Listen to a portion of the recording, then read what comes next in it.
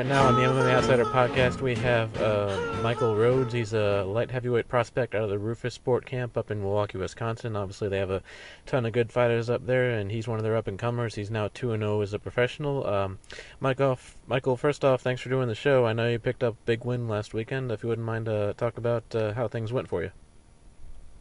Well, hey guys, I'm glad to be on the show. The weekend, it was exciting.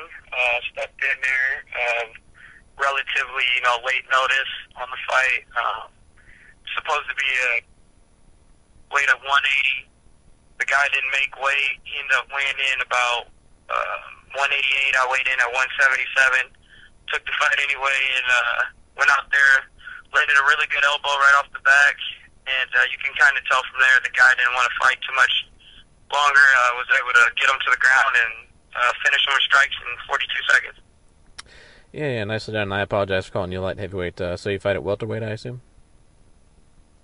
Yes. It was supposed to be my welterweight debut, actually. I fought light heavyweight, and middleweight as my first pro fight, but they couldn't find, a 170 to fight me, so I agreed to fight an 85er at a catchweight of 180. Right. And, now that you've had two pro fights under your belt, does it feel any different being in the professional ranks, or is it kind of the same besides maybe the rule changes? Like, I guess, what was the difference for you when you switched over? I think it's just the rule difference, just being able to throw knees and elbows to the head. That takes out a lot of sloppiness in the game and actually makes you have to learn technique when it comes to striking and takedowns and stuff like that, with those strikes being allowed. Right, and when did you start training with Rufus and those guys? I came up for a week last February, and then I came back up in the summer for 2 months, but I was still in college at the time, so I had to finish my first semester of college, and I moved up there in December this year. All right, so you're still going to college, or are you trying to focus a little bit on your fighting right now? I'm actually done with college. I have a degree in criminology, and so I just moved up here to focus fully on fighting. Got you going back a little bit further. How did you end up getting into mixed martial arts in the first place? Actually, I was trying to go play basketball at a 4-year. I had just played 2 years at a junior college. I was weighing about 270 pounds. And I went to a gym to get in shape. You can't go into a school out of shape, trying to walk on to play basketball. So I went to a gym, joined kickboxing. They said it was a great workout. Lost 24 pounds in about 3.5, 4 weeks, just eating clean and training twice a day. And the coach there asked me to fight. I was at a gym we call Team Rock back home in Waterloo, Iowa, hometown. And I took a fight after only training about a month. And it was a heavyweight fight, and I ended up beating the kid, a 3-round decision. And I kind of just fell in love with the sport and decided I didn't want to play basketball anymore. Yeah, okay. I just wanted to fight. Right, and I've actually interviewed another guy who played basketball professionally overseas for a couple of years. So for you, did you find, I know there's not much crossover as far as, the things you can do on the court. You're not allowed to punch people or anything, but, do you find that just, having that athletic background benefited you as far as, your MMA career goes? I wouldn't really say it transferred over, but, footwork, the athleticism to be able to cut and stop on a dime and jump and explode, as well with, eye-hand coordination, being able to see things before it happens. Those kind of things kind of translate from, every sport. But other than that, no, it didn't really give me an advantage coming into fighting. Besides, when I was bigger, I was more of a, a bruiser. I was never a finesse player. I was always really physical. I was the type of kid that went out there and almost caused a fight on the basketball court with my style of play. Right. So, for a younger guy like yourself, earlier on in your career, training with a camp that's got a lot of really impressive list of top professionals, what's it like being at this stage in your career and getting to train with guys of that caliber for you? It's amazing, man, and it just keeps you improving at a very, high rate. Training with these guys, I live with Eric Koch. The guy's unbelievable, man. His work ethic and everything like that.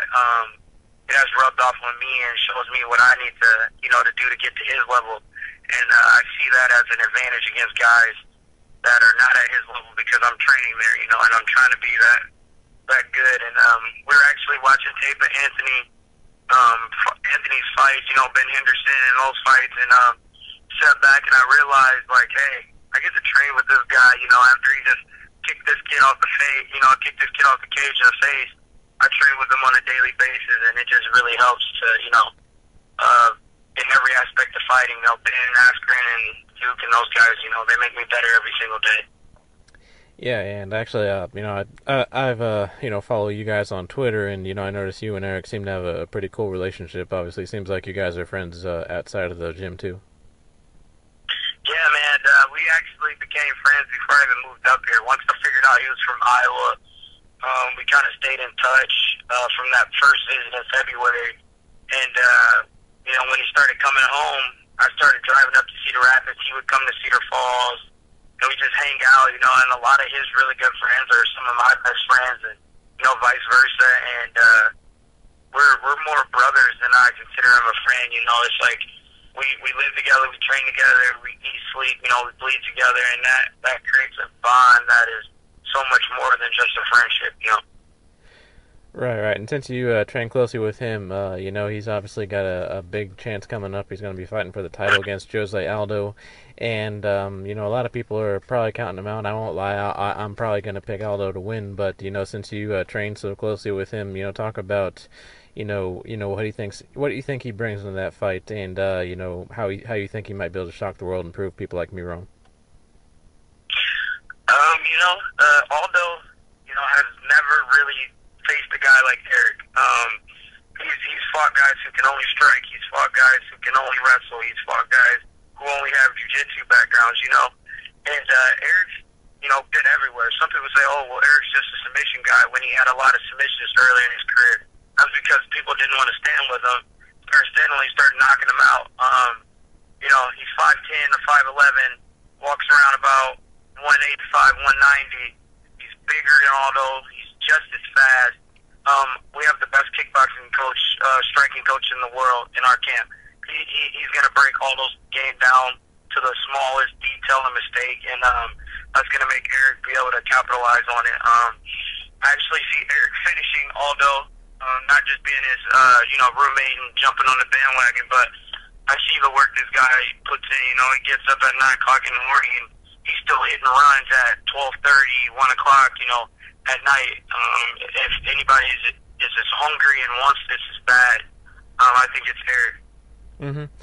Yeah, and going back to your fighting career, now that you're 2-0 as a pro, I was just curious. When you train at a gym like that, obviously with a lot of well-known guys, and even if people don't know who you are, they know who you train with. So I was curious, for you, does it make it harder at all to find fights? Or guys maybe a little bit more concerned about going up against someone like you? Yeah, I think that's a positive and a negative of training at a big powerhouse like Roufusport. Positive is I get to be I get to get better every single day, and the negative is it scares a lot of the wannabe fighters out there. And unfortunately, there's a lot of guys out there who just put a T-shirt on and say they're a fighter. So when they're offered fights, they really don't want to take them when it comes to our gym. Just the name of our gym, I think, shakes and scares a lot of fighters. So when they put my name out there for fights, some guys don't want to take it, but others do, and I'm happy and excited that they signed. That some of the guys have signed on to fight me, and the cowards that don't, why are we in the sport? We're here to fight the best. Why fight anybody else? Right, and I know you probably don't want to look too far ahead, but now that you've, like I said, won your first couple pro fights, do you have everything kind of mapped out of like when you want to be in one of the bigger shows and start moving your way up, or are you kind of one of those guys that just wants to take it one fight at a time? Like, what's your mindset as far as your career progression? My career, I want to take it as quickly as possible, man. That's the reason why I want the better fights, right now. So when I get that call, or when we push to put me in the big show, I'm ready. I want to fight those guys in the big show. You know what I mean? a lot of those guys you see striking backstage and at these fights, and I don't think they're on the same level as a lot of guys I train with, and that's because of our coach. But I feel like I can fight those guys. I need to work on certain things. Obviously being young in my career, I need to work on just staying well-rounded and staying in the gym. But yeah, I think I can fight and compete with those guys at the highest level. But we got a couple more fights lined up, and I'm gonna knock those guys down, and then we'll look towards the bigger shows.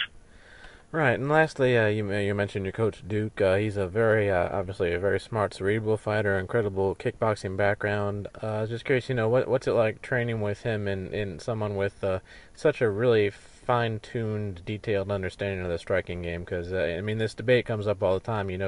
Guys who are good MMA strikers versus good, legit kickboxers. What's it like training with someone who knows the stand-up game as well as he is, and just his background in general? It's crazy, man. It's just one big cluster of striking ideas and techniques, and it's crazy to watch him. We could be going over a technique 5 or 6 minutes, and then this technique he's known his whole life, and he can find a smaller detail that makes the technique even better, and then we'll go off on that, which leads into another chain of techniques, and he's learning as he's teaching. So we have all this stuff that he's known from his past in kickboxing and Muay Thai and his boxing background and everything, and we get the best of both worlds. We get the best of pure just Muay Thai, but then we get the best of it blended into our sport.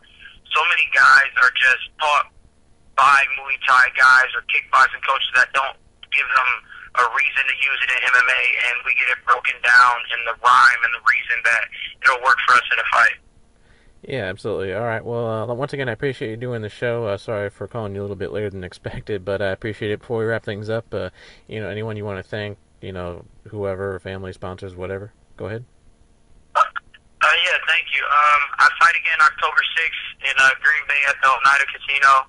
Matt got there. He's 4-0. He's coming off a close win over one of my teammates. I'm looking to revenge that. I'm going to go out here and push the pace and break the kid. But I would like to thank my sponsors, Striker Battle Gear, Place and Family Chiropractic, Twisted Fate, Combat Corner up here in Wisconsin, Diamond MMA.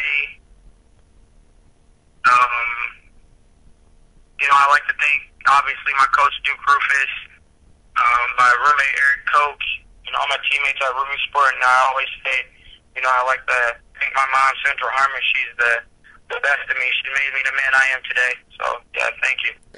All right, great. Well, like I said, appreciate having you on the show, and hopefully we'll have you on again in the future, and good luck with your fight coming up. Oh, yeah, thank you. And I also like to thank the Library Club, and, those guys take care of me really well, too. So, thanks again, man. All right, no problem. All right, take care.